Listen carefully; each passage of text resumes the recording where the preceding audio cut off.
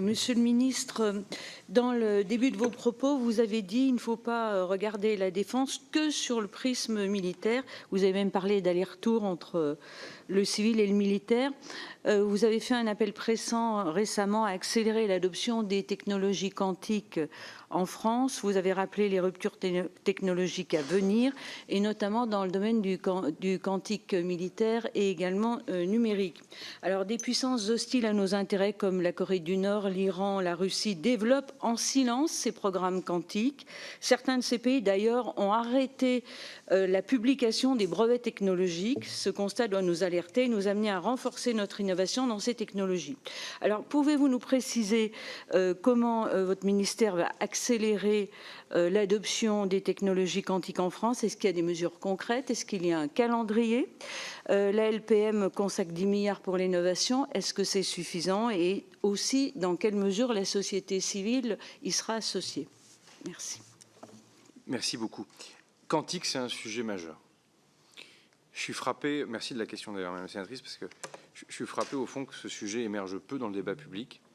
Et pour tous ceux qui s'enthousiasment ou qui s'inquiètent de ce qu'est l'intelligence artificielle, la révolution quantique promet d'être autrement plus brutale et va rabattre beaucoup de cartes. Deuxième commentaire pour répondre à votre question. Au fond, le civil s'intéresse beaucoup à l'ordinateur quantique. Là où l'urgence militaire conduit quand même beaucoup à la crypto et aux capteurs.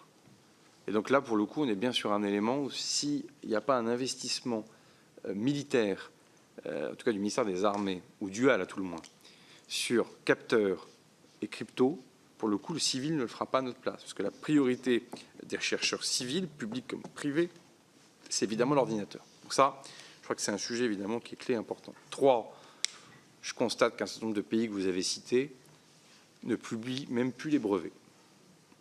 Bon, ce n'est pas parce qu'ils ont arrêté.